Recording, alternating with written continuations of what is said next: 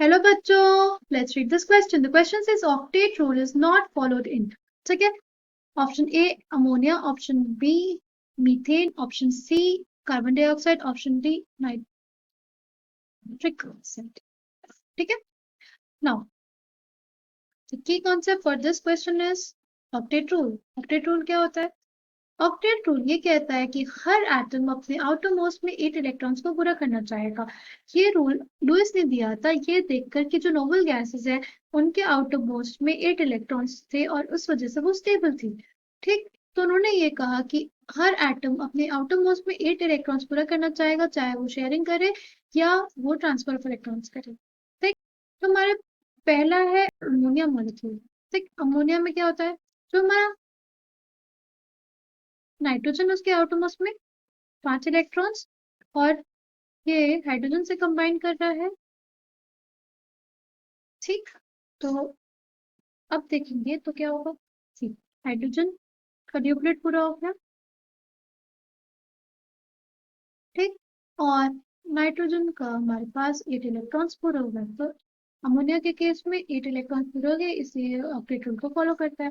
Next हमारे पास CH4 carbon के पास 4 electron और हाइड्रोजन से ये इंटरैक्ट कर रहा है, तो हाइड्रोजन की ड्यूप्लेट पूरे हो गए। ठीक है, और जो हमारा कार्बन एटम है उसके पास हाइड्रोजन से कंबाइन करके 8 इलेक्ट्रॉन्स पूरे हो गए। ठीक है, नेक्स्ट हमारे पास CO2 का मॉलिक्यूल। CO2 का जो मॉलिक्यूल होता है उसमें कार्बन है। ठीक, उसके पास 4 इलेक्ट्रॉन्स, वो 2 ऑक्सीजन एटम्स उनके पास 6 आउटरमोस्ट इलेक्ट्रॉन्स है उनसे कंबाइन करेगा, और हमारे पास कार्बन है उसके आउटर मोस्ट में 8 इलेक्ट्रॉन्स हो जाएंगे, और जो हमारा ऑक्सीजन एटम है उसके भी आउटर मोस्ट में 8 इलेक्ट्रॉन्स पूरे हो जाएंगे। ठीक है, लास्ट है हमारा नाइट्रिक ऑक्साइड। ठीक, इसमें नाइट्रोजन के पास कितने इलेक्ट्रॉन्स? इसमें नाइट्रोजन के पास 5 इलेक्ट्रॉन्स। ठीक, फिर हमारा ऑक्सीजन एटम, इसके पास 6 इलेक्ट्रॉन्स। ठीक, 2 इलेक्ट्रॉन्स शेयरिंग करेगा। ठीक है, जो हमारा ऑक्सीजन एटम है वो नाइट्रोजन से लेगा 2 इलेक्ट्रॉन्स, अपने ऑर्बिट पूरा कर लेगा।